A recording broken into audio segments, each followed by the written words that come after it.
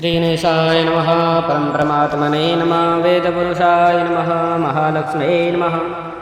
महासरस्वत्यै नमः। श्रीगुरुचरणकमलेभ्यो नमः। वक्रतुण्डमहाकाय सूर्यकोटिसम्प्रभ निर्विघ्नं कुरु देव सर्वकार्येषु सर्वदा। सर्वमङ्गलमाङ्गल्ये शिवे सर्वार्थसाधिके शरणे त्र्यम्बिके गौरी नारायणी नमोऽस्तुते। सच्चिदानन्दरूपाय विश्वोपत्यादिहेतवे तापत्रविनाशाय श्रीकृष्णाय वयं नमः। वन्दे देवयोमापतिं सुरगुरुं वन्दे जगत्कारणं वन्दे वनगभूषणं मृगधरा वन्दे पशूनापतिं वन्दे सूर्यसकाशवहिनेनं वन्दे मुकुन्दं प्रियं वन्दे भक्तजनाश्रयं च वरदा वन्दे शिवशङ्करम्। बोलिए शंकर भगवान की जय। श्री शाम सदाशिवाय नमः। श्री शिव महापुराण द्वितीयां रुद्रसहितायां द्वितीय सतीखंड अथ प्रथमोऽध्याय। सती चरित्र वर्णन। दक्ष यज्ञ विध्वंस का संक्षिप्त वृत्तांत तथा सती का पार्वती रूप में हिमालय के यहाँ जन्म लेना। नारद जी बोले, भगवान शंकर की कृपा से आप सब कुछ जानते हैं। आपने शिव और पार्वती की बहुत ही अवधूत तथा मंगलकारी कथाएं कही है। आपके मुखारविंद से निकली हुई शंभु की श्रेष्ठ कथाओं को सुनकर मैं अतृप्त ही हूँ। हे प्रभु, मैं उसे पुनः सुनना चाहता हूँ। हे विधे, पहले आपने शंकर के पुणास महेशान कैलाशवासी तथा जितेंद्रिय जिन रुद्र का वर्णन किया, वे योगी जितेंद्रिय विष्णु आदि सभी देवताओं से सेवा के योग्य संतों की परम गति निर्विकार महाप्रभु होकर सदैव क्रीड़ा करते रहते थे। विष्णु की प्रार्थना से प्रसन्न होकर वे मंगलमयी परम तपस्विनी तथा श्रेष्ठ स्त्री से विवाह करके गृहस्थ बन गए। सर्वप्रथम वे शिवा दक्ष पुत्री हुई और तत्पश्चात पर्वतराज हिमालय की कन्या पार्वती के रूप में उन्होंने जन्म लिया।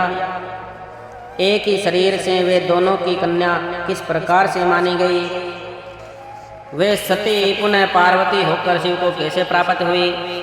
हे ब्राह्मण, यह सब कथा अन्य बातों को भी आप कृपा करके बताएं।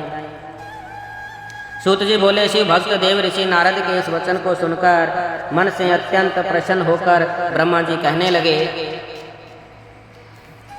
ब्रह्मा जी बोले, हे तात, हे मुनि श्रेष्ठ, अब मैं शिव की मंगलकारिणी कथा कह रहा हूँ, जिसको सुनकर जन्म सफल हो जाता है, इसमें संशय नहीं है।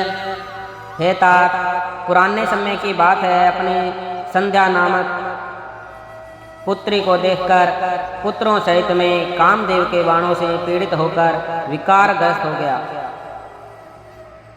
उस समय धर्म के द्वारा स्मरण किए गए महायोगी और महाप्रभु रुद्र पुत्रों सहित मुझे धिक्कार कर अपने घर को चले गए। जिनकी माया से मोहित हुआ मैं वेद वक्ता होने पर भी मूढ़ बुद्धि वाला हो गया। उन्हीं परमेश्वर शंकर के साथ में अकरणीय कार्य करने लगा। शिवा की माया से मोहित हुआ मैं मूढ़ अपने पुत्रों के सहित ईर्ष्यावश उन्हीं को मोहित करने के लिए अनेक उपाय करने लगा। हे मुनिवर, उन परमेश्वर शिवा के ऊपर किए गए मेरे तथा मेरे उन पुत्रों के सभी उपाय निष्फल हो गए। तब अपने पुत्रों सहित उपायों को करने में विफल हुए मैंने लक्ष्मीपति विष्णु का स्मरण किया। शिव भक्ति परायण तथा श्रेष्ठ बुद्धि वाले भगवान विष्णु ने आकर मुझे समझाया। शिव तत्व को भली भांति जानने वाले भगवान रमापति के द्वारा समझाए जाने पर भी विमोहित में अपनी ईर्ष्या और हट को नहीं छोड़ सका। तब मैंने शक्ति की सेवा कर उन्हें प्रसन्न किया। उनकी ही कृपा से शिव को मोहित करने के लिए अपने पुत्र दक्ष से वीरण की कन्या असिकनी के गर्भ से कन्या को उत्पन्न कराया। अपने भक्तों का हित करने वाली वह उमा दक्ष पुत्री नाम से प्रसिद्ध होकर दुख तप करके अपनी दृढ़ भक्ति से रुद्र की पत्नी हो गई। विकार रहित बुद्धि वाले वे प्रभु रुद्र अपनी विवाह काल में मुझे मोहित कर उमा के साथ गृहस्थ होकर उत्तम लीला करने लगे। उमा के साथ विवाह कर संतान उत्पन्न करने की इच्छा से अपने कैलाश पर्वत पर आकर स्वेच्छा से शरीर धारण करने वाले तथा सदा स्वतंत्र रहने वाले सदाशिव अत्यंत विमोहित होकर उनके साथ रमण करने लगे। हे मुने, उनके साथ विहार करते हुए निर्विकार शिव का वह सुखकारी बहुत सा समय बीत गया। तदंतर किसी निजी इच्छा के कारण रुद्र की दक्ष से स्पर्धा हो गई। उस समय शिव की माया से दक्ष मोह से ग्रस्त महामूढ़ और अहंकार से युक्त हो गया। उनके ही प्रभाव से महान अहंकार, मूढ़ बुद्धि और अत्यंत विमोहित हुआ। वह दक्ष उन्हीं महाशांत तथा निर्विकार भगवान हरि की निंदा करने लगा। तदंतर गर्भ में भरे हुए सर्वाधिप दक्ष ने विष्णु को तथा सभी देवताओं को बुलाकर किंतु शिव जी को बिना बुलाए ही स्वयं यज्ञ कर डाला। किसी कारणवश रुद्र पर असंतुष्ट क्रोध से भरे हुए उस दक्ष प्रजापति ने उन्हें उस यज्ञ में नहीं बुलाया और दुर्भाग्यवश न तो उसने अपनी पुत्री को ही उस यज्ञ में सम्मिलित होने के लिए आहुति किया। जब माया से मोहित चित्त वाले दक्ष प्रजापति ने शिव को यज्ञ में आमंत्रित नहीं किया तो ज्ञान स्वरूपा उन महासाध्वी ने अपनी लीला प्रारंभ की। वे शिव जी की आज्ञा प्राप्त कर गर्भयुक्त दक्ष के द्वारा आमंत्रित न होने पर भी अपने पिता दक्ष के घर पहुंच गई। उन देवी ने यज्ञ में रुद्र के भाग को न देखकर और अपने पिता से अपमानित होकर वहां उपस्थित सभी की निंदा करके योगाग्नि से अपने शरीर को त्याग दिया। यह सुनकर देव देवेश्वर रुद्र ने दुख क्रोध करके अपनी महान जटा उखाड़कर वीरभद्र को उत्पन्न किया। गणों सहित उसे उत्पन्न करके मैं क्या करूं, ऐसा कहते हुए उस वीरभद्र को शिव जी ने आज्ञा दी कि हे वीरभद्र, दक्ष के यज्ञ में आए हुए सभी का अपमान करते हुए तुम यज्ञ का विध्वंस करो।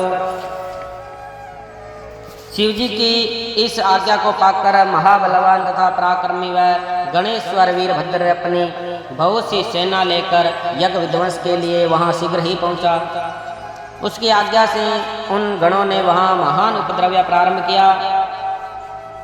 उस वीरभद्र ने सबको दंडित किया। दंड पाने से कोई भी न बचा।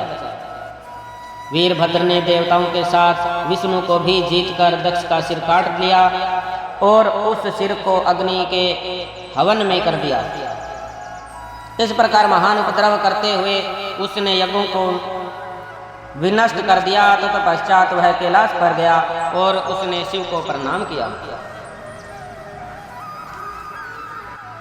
हे मुने, श्रुतियों तथा स्मृतियों से प्रतिपादित यह नीति जान लेनी चाहिए कि श्रेष्ठ प्रभु रुद्र के रुष्ट हो जाने पर लोक में सुख कैसे हो सकता है।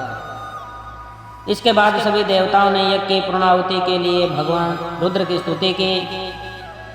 उस उत्तम स्तुति को सुनकर रुद्र प्रसन्न हो गए। उन दीन वत्सल भगवान रुद्र ने सबकी प्रार्थना को सफल बना दिया। अनेक प्रकार की लीला करने वाले महात्मा शंकर महेश ने पूर्ववत कृपालुता की। उन्होंने दक्ष प्रजापति को जीवित कर दिया और सभी लोगों को सत्कार किया। तदुपरांत कृपालु शंकर ने दक्ष से पुनः यज्ञ करवाया। हे मुने, उस यज्ञ में विष्णु आदि सभी देवताओं ने बड़े प्रसन्नता से भक्ति के साथ रुद्र का विशेष रूप से पूजन किया। सती के शरीर से उत्पन्न तथा सभी लोगों को सुख देने वाली वह ज्वाला पर्वत पर गिरी। वह लोगों के द्वारा पूजित होने पर सुख प्रदान करती है।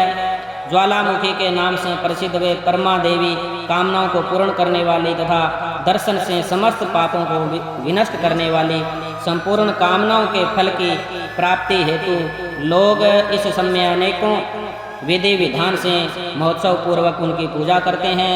तदंतर वे सती देवी हिमालय की पुत्री के रूप में उत्पन्न हुई। तब उनका पार्वती नाम विख्यात हुआ। उन देवी ने पुनः कठिन तपस्या के द्वारा उन्हीं परमेश्वर शिव की आराधना करके उन्हें पति रूप में प्राप्त किया।